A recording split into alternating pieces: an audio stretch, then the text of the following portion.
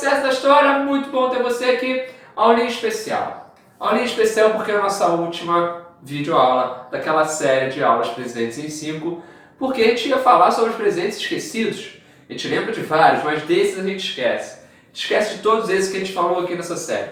Quem sabe, mais lá pra frente eu consigo completar com outros presidentes também, tá bom? Mas o ideal é acabar agora, aqui na Primeira República, com Washington Luiz, o último presidente da Primeira República, tendo em vista que o seu sucessor é eleito, mas não assume. O Júlio Prestes, parceiro político do Washington Luiz, cara lá de São Paulo, acaba não assumindo o poder. O Washington Luiz tinha um apelido, hoje é chamado, muita gente fala isso, ele é o Paulista de Macaé. Macaé, no Rio de Janeiro, interior do Rio. Ele nasce no Rio, mas ele tem toda a sua trajetória política, todo o seu arcabouço político montado lá em São Paulo. Ou seja, ele acaba sendo paulista, muito mais do que um sujeito aqui do Rio. Interessante que o Washington Luiz ele vai ser prefeito de São Paulo, vai ser deputado de São Paulo, vai ser governador de São Paulo e vai virar presidente num momento muito conturbado. A sua candidatura pelo PRP vem para tentar acertar as coisas que o Arthur Bernardes tinha deixado bem confusas. A gente gosta de brincar pelo seguinte, galera, o Washington Luiz está no lugar errado e na hora errada. Ele tenta resolver muitos problemas, mas não consegue. Ele que tinha o espírito de galã, era meio, sabe, aquele cara meio bonitão, e cantava mulherada, tomou até um tiro de um amante dele, mas sobreviveu. A grande relação é o seguinte, mesmo com todo aquele carisma muito maior do que o Arthur Bernardes, ele foi bem recebido pelo povo na sua eleição, ele não consegue resolver muita coisa.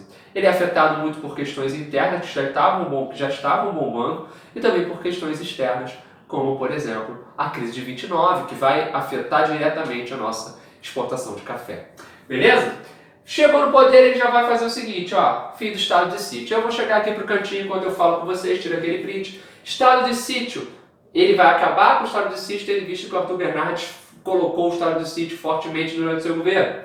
Governar é abrir estradas. Isso é bacana demais. Ele vai se inspirar lá atrás no Afonso Pena e criar aquela ideia. Ele tinha um slogan, o Afonso Pena, governar é povoar. Ele vai aprofundar isso, vai pegar e vai criar um slogan, governar é abrir estradas.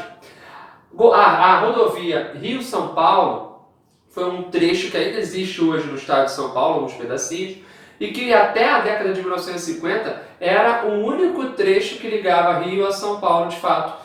Ou seja, até a rodovia Presidente Dutra ser criada, essa era a grande rodovia que existia no Brasil entre cariocas e paulistas. Rodovia Rio-Petrópolis, que hoje faz parte da BR-040. Hoje tem o nome de Washington Luiz essa rodovia. A rodovia Washington Luiz é criada pelo Washington Luiz no seu trecho entre Rio, né, cortando ali a Baixada Fluminense, e Petrópolis. Bem interessante, beleza? Depois ela tem continuidade. Isso é um pouco das características do Washington Luiz, ele vai guiar muito essa questão dos transportes rodoviários.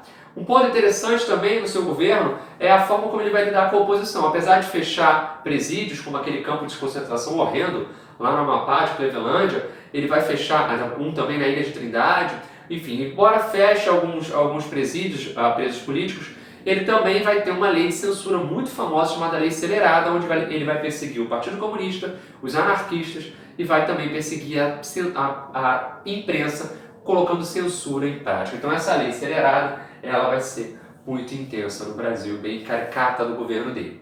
Ele vai criar a Polícia Rodoviária Federal, claro, fazendo parte daquele projeto de ampliar o Brasil pelo viés rodoviário. E ele vai passar por um problema muito grave quando a gente começar a estabelecer ali aquela famosa crise de 29, começar a perceber aquela crise de 29. Crise de 29, no final do ano de 1929, tem o crash da Bolsa lá nos Estados Unidos, isso vai afetar diretamente a economia capitalista global e o Brasil integrado a isso vai sentir fortemente, sente fortemente, ele perde uma grande válvula de apoio, tendo em vista que o Washington Luiz sempre teve dificuldade de acordos com o próprio grupo paulista que ali estava.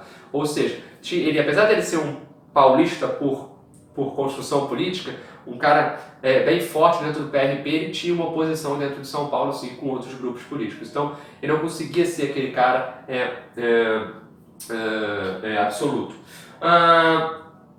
Em 1929, a gente está pensando já na sucessão presidencial, e apesar daquele acordo com Minas e São Paulo vir caminhando muito bem, o Washington Luiz vai tomar um erro estratégico, que é colocar Júlio Prestes como seu futuro presidente, ou seja, ele vai indicar o sucessor e ele não indica um mineiro, como o Minas esperava, ele indica um paulista. Quando ele faz isso, ele está cavando a própria cova, e num momento em que o sistema político está sendo abalado constantemente, isso desde o fim do governo do Epitácio Pessoa, a gente vai começar, claro, a perceber que isso aqui só poderia dar uma grande mudança. E a grande mudança é simplesmente Minas indo para a oposição forte, indo formar a Aliança Liberal. Essa Aliança Liberal vai levar o Getúlio Vargas ao poder, não pelo voto, porque o Júlio Prestes ele ganha a eleição, mais de 1 milhão de votos.